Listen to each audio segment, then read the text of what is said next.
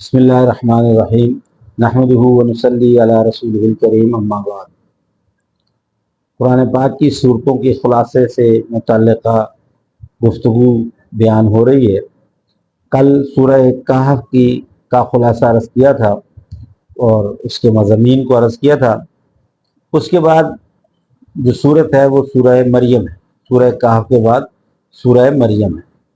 سورہ مریم کا مختصر سا خلاصہ عرض کرتا ہوں۔ یہ پہلی بات تو یہ کہ یہ جو سورت ہے یہ مکی سورت، اور جس وقت مکہ سے مسلمان پہلی جو ہجرت کر کے گئے تھے وہ حبشہ کی طرف کر کے گئے، اور حبشہ کا جو بادشاہ تھا وہ نجاشی تھا۔ تو وہاں جو تجارت کی غرض سے گئے ہوئے لوگ تھے مشرکین مکہ، تو انہوں نے حبشہ کا جو نجاشی تھا بادشاہ، اس کو شکایت کی کہ جی ہمارے علاقے سے کچھ لوگ بے دین ہو کر کے اپنا دین بدل کر کے آپ کے پاس آ گئے۔ تو انہوں نے کہا کہ جی اچھا ہم دیکھ لیتے ہیں وہ کون ہے اور کون سا دین اپنایا۔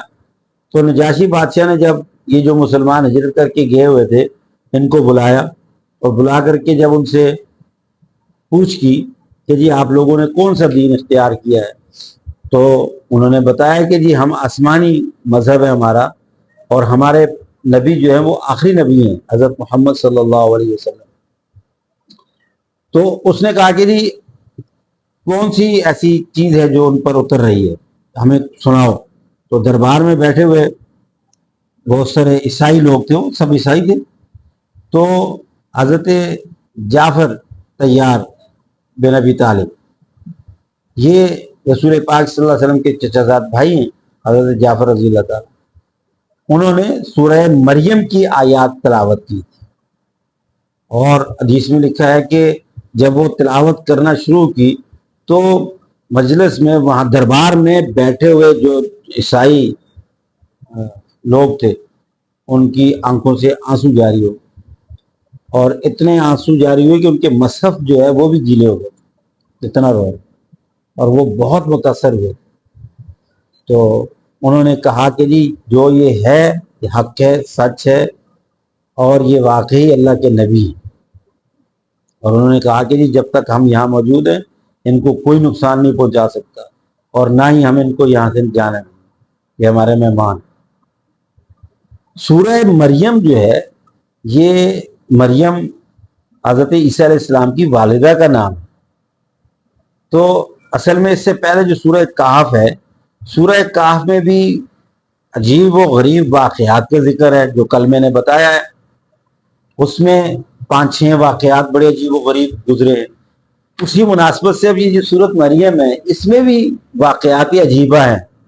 سب سے پہلے جو واقعہ ہے حضرت زکریا علیہ السلام کا واقعہ اللہ نے بیان کیا کہ اللہ تعالیٰ نے ان کو بڑھاپے کی عمر میں، اس وقت جب کہ وہ بڑھاپے کی عمر کو پہنچ چکے تھے اور ان کی جو بیوی تھی وہ بانجھ ہو چکی تھی، لیکن اللہ تبارک و تعالیٰ کے ہاں جب انہوں نے دعا کی اور اللہ سے اولاد مانگی تو اللہ تعالیٰ نے حضرت یحییٰ علیہ السلام ان کو نوازا بطور اولاد کے۔ تو یہ ایک عجیب واقعہ ہے کہ جب بیوی بھی بانجھ ہو گئی ہو اور خود بھی بڑھاپے کی عمر میں پہنچ گئے ہوں، جس عمر میں کہ عموماً اولاد نہیں ہوتی ہے، تو اللہ تعالیٰ کے یہ بہت بڑا ایک معجزہ تھا کہ اللہ تعالیٰ نے ان کو حضرت زکریا جیسی اولاد عطا فرمائی، جن کا نام بھی اللہ نے خود رکھا۔ اچھا، پھر دوسرے نمبر پہ جو واقعہ بیان کیا اس کے بعد حضرت عیسیٰ علیہ السلام کی ولادت باسعادت کا، وہ بھی ایک واقعہ عجیبہ ہے کہ حضرت عیسیٰ علیہ السلام کو اللہ تعالیٰ نے حضرت مریم کے بطن سے بغیر باپ کے پیدا کیا۔ اب یہ واقعہ جو ہے یہ بھی ایک عظیم معجزہ ہے، اور پھر اس کے ساتھ ہی ماں کی گود میں حضرت عیسیٰ علیہ السلام لوگوں سے ہم کلام ہوتے ہیں۔ شیرخواری کی عمر میں، جس عمر میں کہ بچے عموماً نہیں کا باتیں کرتے، ان کا پورے لوگوں کے ساتھ باتیں کرنا اور اپنا پورا تعارف کرانا، یہ ایک واقعہ عجیب ہے۔ یہ در حقیقت وہ واقعات ہیں۔ اسی طرح آگے پھر حضرت موسیٰ علیہ السلام کے واقعات کو بیان کیا ہے کہ فرعون کے دربار میں کس طریقے سے انہوں نے دعوت حق دی، اللہ تعالیٰ کی دعوت دی، اور کس طریقے سے انہوں نے پورے مقابلہ کیا.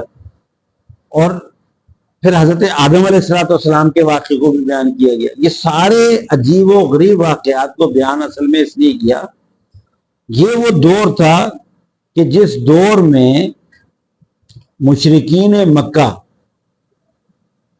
ان کو یہ آسمانی مذہب ایک عجیب اور غریب بات لگ رہی تھی، اور وہ اس چیز سے متاثر ہونے کی بجائے اس کے خلاف جا رہے تھے.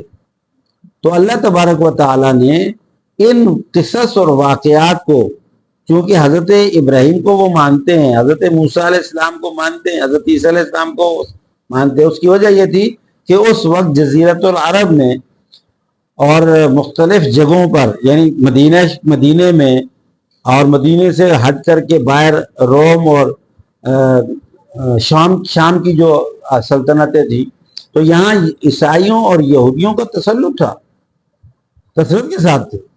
اور ان کا چونکہ تجارت کی مناسبت سے آنا جانا ہوتا تھا تو ان سے ملاقات ہوتی تھی.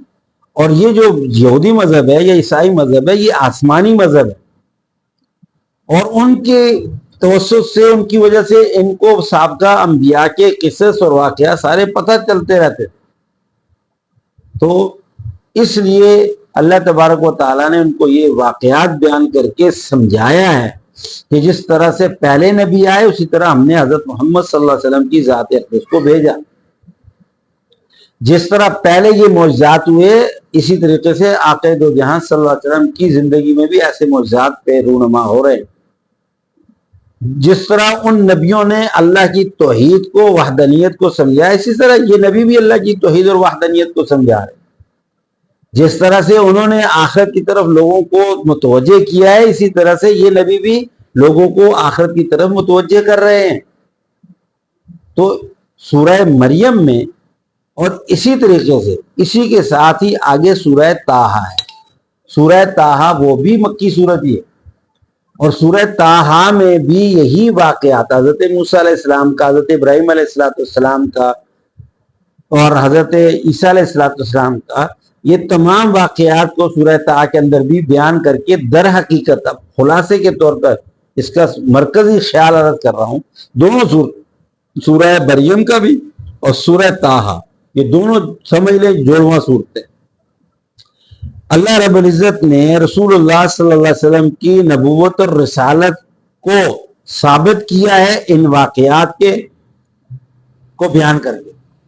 اور نمبر 2، آپ صلی اللہ علیہ وسلم کی دعوت کو ان انبیاء کے واقعات سے ثابت کیا ہے. جس طرح سے پچھلے نبیوں نے اللہ کی توحید اور وحدانیت اور آخرت کو کھول کھول کر کے بیان کیا، اسی طریقے سے حضرت محمد صلی اللہ علیہ وسلم نے بھی اپنی امت کو اللہ کی توحید کی طرف دعوت دی اور آخرت کو خوب کھول کر کے بیان کیا. اور یہی دونوں چیزیں اس صورت میں بیان کی گئی ہیں، دونوں صورتوں میں.